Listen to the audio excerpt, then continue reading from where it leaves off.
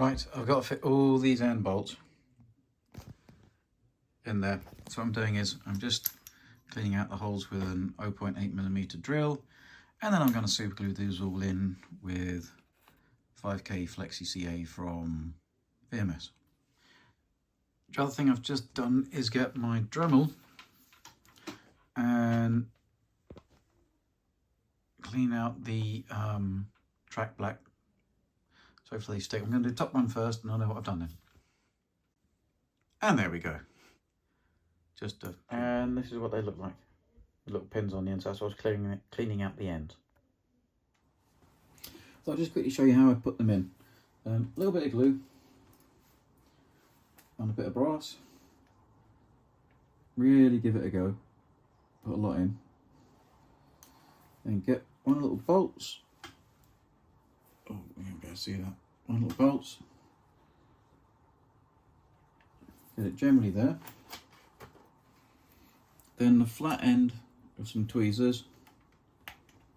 And push it in. Did you hear the satisfying little click? But you've got to make sure that the actual track pins,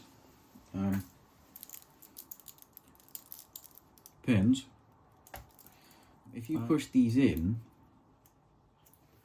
they will have a little recess, which is where the little, I don't know, see, the little pins with these go. All right, so that's it really. I've got to just keep going.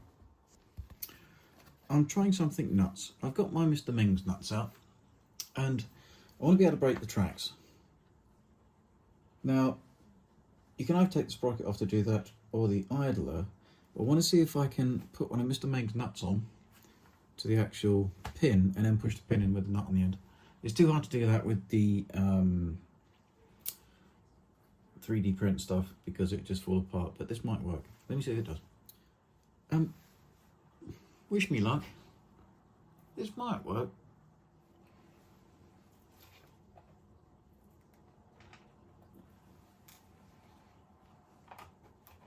I think that's worked. Now I've just got to make sure to mark that, which I'm going to do now. I'll put the red dot on the back. Also, if you look at the back, it's not quite as long the pin. Right, so what I've done is I'm going to do it this side as well before I've put the other bolts on. And I've just opened up the hole and shaped this down a bit. The nut I used was 2.2, but I think it should have been 1.8 actually. But I've shaped it down, so that should fit in there. So it's not quite home yet, but you see it fits through. And yeah, that should go in all right. All right. And it means we can break the tracks. I've put the red dot. I can't really see that. But I've put the red dot on the back of the track there. Just got to make sure. But also, can you see the pin goes in further, so you should still be able to find it. All right. And there it is, pushed all the way in. It's not quite bolty. It's a bit rounded off, but you can break the track now. And here it is hidden between the other 3D printed ones. I don't think it's going to be that noticeable. And we can get the track out, so let's just mark that up red. Right, one final bit.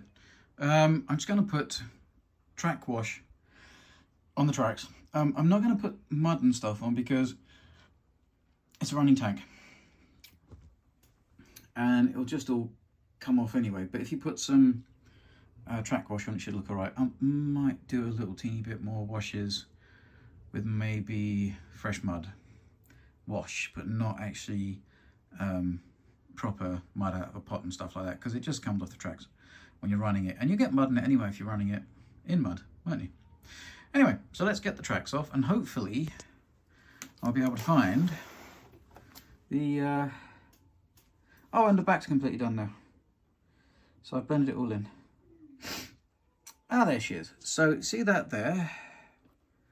That's the track pin that I can push out with the bolt head on. We'll see if that works. Okay. Right, so there's the pin. I've placed it in. Now this might not work. See if I can get it to come out. Hey! Now if you saw that then, So the fake pin works. Got to be a bit careful with it when you push it back in because it's coming off. But now that hopefully means if I keep pushing, I'm going to do one track at a time as well because they do have a side to them. That should be enough to be able to pull the pin. There we go. All right, so come on, focus. So there's that. All right, let's put that somewhere safe so I don't lose it. And then we'll pull this pin out. Voila. Done. Right, I'll get some paper down and we'll start putting some track wash on this. Right, so just track wash. Can you see the hole weathering at the side? You don't get to see any of this, but I think that looks quite convincing. That's just me saying that, isn't it? So literally just shake your track wash up. And I wouldn't put too much of this on the bit where the wheels go, because generally that won't get too bad. And then just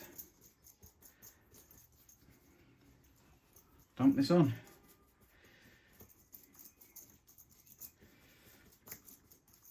And like I say, I'm not going to try and do much more of this than just this. All right, and then wipe off the high areas, because putting mud and stuff on them is absolutely pointless. And in fact, when I'm doing it, you could even blow this probably through your airbrush. It'll be a quicker process than trying to get a brush. So yeah, this could just be a short actually. I might do that. So if you can see, putting the wash on, and I was going to wipe off the high bits. I might put a little teeny bit more, maybe some diluted earth effects, okay? But nothing that's going to come off when they're being used. And try not to get it on this side, maybe, you know, there, but don't get it where the wheels run, because they wouldn't have it where the wheels run. All right, back in a bit. So you can see the difference, and I'm going to wipe that off. Then use a cloth to wipe the excess off. I know you wouldn't do this in 1/35. Use kitchen roll, it'll just all come off on the tracks. Because what you want is it just to stay in the contours of the tracks where it won't get touched. Okay? Sort of thing. It's not the best, but I just don't see the point in really weathering these up, because it'll do that anyway from being used. Okay, I couldn't resist. I'm putting a little bit of moist ground on and I'll wipe off anything that doesn't stick in there. And I don't want to do it, like again, none of this ever uniform. Just whatever sticks, and then wipe off what doesn't. So it just gives it a bit of, what doesn't. So just give it a bit of contrast. And again, don't use kitchen roll to wipe it off. There we go, just give it a wipe off. And like I say, you don't want it to be uniform. You want to give it a bit more contrast in places. And I think that's what I'm going to do. Normally if you did this on the 1/35 stuff, you would be doing pigments and everything else, but there's no point because these are running tracks. And they should with use. And also, you know, you can put paint to bring out the metal. You don't have to. I'm going to stick this on, just drive it around the patio for 10 minutes. You take all the top colour off and it'll look the way you want it to. All right, so ununiform, and then that should do the job.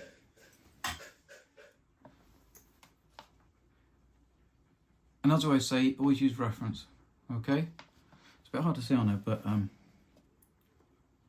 when this is dried, it'll be a bit easier to see because it'll dry lighter. But I'll do that, okay? But do you notice on these tracks, there's no rust. There's bright metal, there's a bit of embedded mud, but there's no rust. Our racks are being used. It's only get rust if it's not used.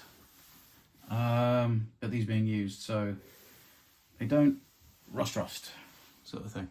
Anyway, right, so here we have them. I know they don't look that weathered, but like I say, if you're running these around your front room, you don't want loads of pigment and stuff on your wife's carpet, because, well, your own carpet, because they'll kill you. But it's a bit hard to see the contrast on this. But I promise you there is. Okay. Alright, I'm going to put these back on now and see if the pin goes back in. And yes, there's a left and a right. Okay, so take one off at a time. These bolt details have to go on the outside. Yeah? I'm going to put the pin back in. Okay, and if it's easier, put it on the back sprocket. And there's my pin. Now, if you do this little trick with the plastic top pin, I will try and feed in most of it with pliers. And then just get it as far as you can and then get the pin in, because it's only one of Mr. Mengs Nuts. You know how much I love Mr. Mengs Nuts, if you know what I mean. Right, and if you get that far, there we go. And I'll push it with my finger. So, it looks like that works. If you can see the difference between the two tracks, I don't get it off the stand, I'll show it to you. So, that's the side I've treated, and it looks like nothing. Side I haven't. Side I treated, side I haven't. Okay, so it's very subtle, but you don't need a lot. Yeah, and it's worked both sides, so I'm quite pleased with that. You can still break the tracks. You have to put a big red mark on to let you know which one it is, but you can't really see that when it's running. Hopefully it never comes off though, that's the only trouble. And I thought I'd just show you, it's funny, see where the tracks are rubbed, the pins are pushed. That's quite funny. Anyway, yeah, so that's the inside hole, again, that you probably won't ever see, but I quite like it. Right, that's them done and put on. I know it doesn't look like much, but I didn't really want much, because, like I say, it's got to run, and I'm thinking when it runs anyway, they'll get mud and stuff in them, won't they? Because of the nature of the track, they're an aggressive track, so they definitely wouldn't look like that. All right, and if you look at reference, so they've got mud inside of them, which will pick up anyway when you use this. All right. But the main thing is the wear of the track and the brightness in places, which will do it on its own as well. Anyway, that's that bit. Just got to box it all up now.